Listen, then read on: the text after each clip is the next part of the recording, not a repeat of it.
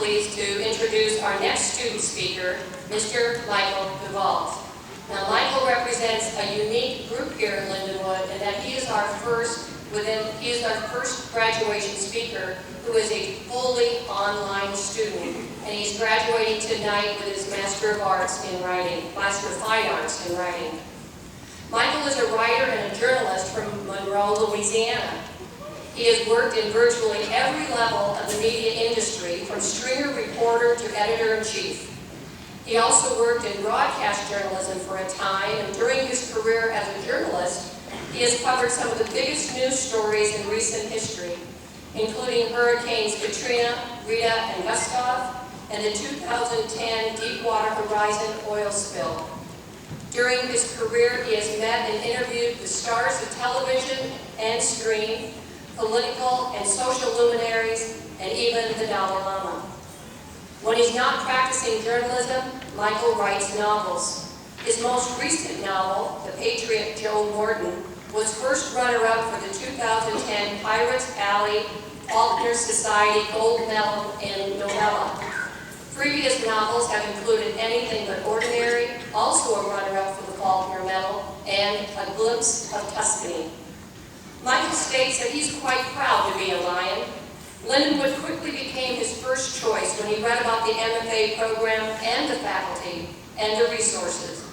He stated that right now, I absolutely know I made the right choice. Please welcome Michael DeVault.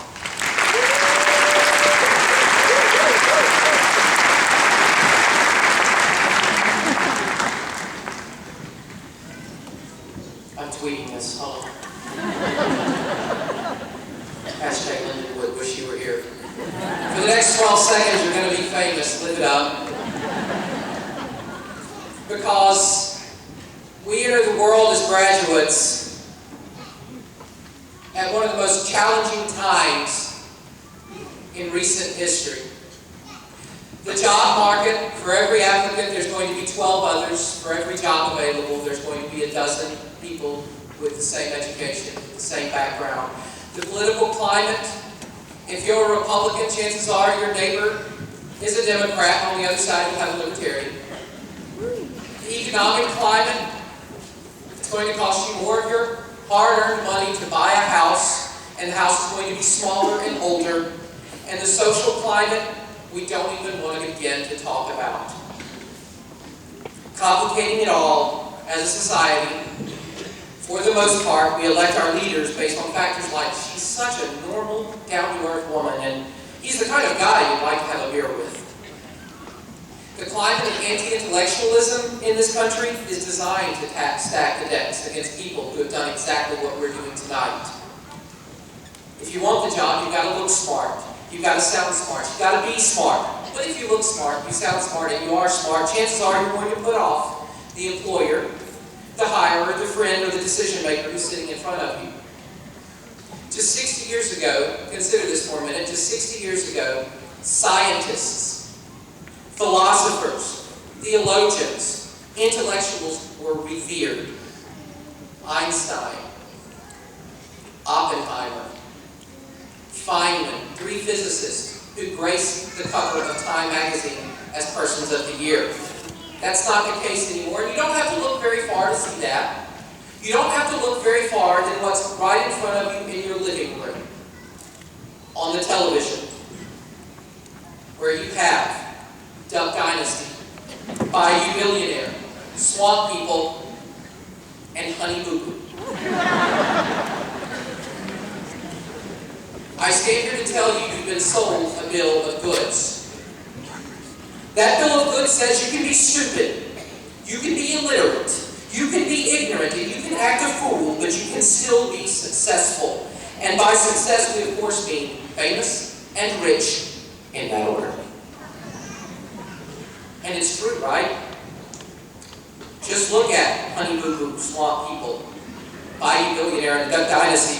The last one, which is a $200 million a year empire built in a lean-to shack beside a house in a swamp by a bearded simpleton and his brood of bearded miscreant children. Right? Wrong.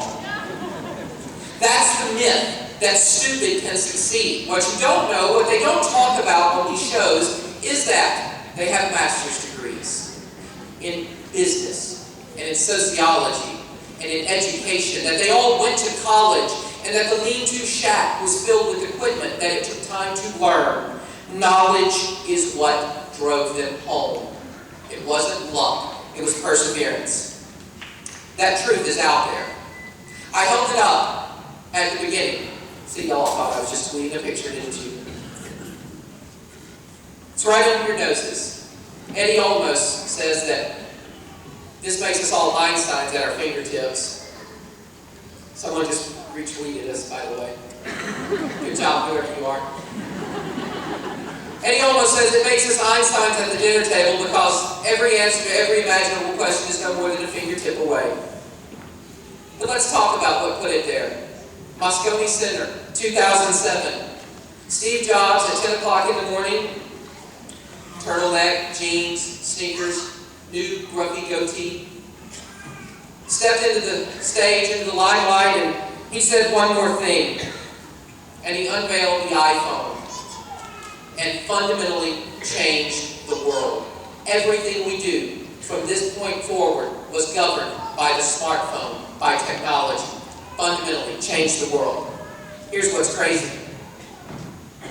And here's where the lessons lie. That was the second time the iPhone had ever worked all the way through that presentation. 40 plus run-throughs in the previous week. It had only worked twice, and that was the second time. So what is success? Well, the lesson's in the dynasty, the lesson is in the iPhone. It's a whole lot of hard work. It's a mountain of risk. It's more than just a few failures and a little bit of luck and maybe a little questionable facial hair. And how do you get there? How do you get to success? You get there by standing up. That's the first step. You stand up to stand out. Have an idea? Stand up and share it. If the idea fails, stand up and try another one. If your friends and family scoff, stand up anyway. If your neighbor points and laughs, stands up. And here's why. Because it's a numbers game. Eventually, you will succeed. The more you stand up, the more likely you are to find the path that works, to find the light bulb filament that works, to find the winning combination that makes the iPhone get through the presentation so that you can change the world. It's not because you're lucky. It's not because you found that little bit of luck. It's because you had to practice over and over and over again. They tell me that I had 4 minutes. At 5 minutes, President Evans would stand up and thank me for my service to Lindenwood. So, I would like to thank you for the honor of listening to me, a lowly rider from just across the river, from Jace and Willie and Uncle Si. I would like to thank you for being proud lions with me as we stood up and said we will get education. We will develop the skills necessary to succeed. We will develop the relationships that will carry us through the rest of our lives. And I would like to thank you for your attention tonight. God bless you. I'm a proud lion, and I know you all are too. Now, go do the hard work.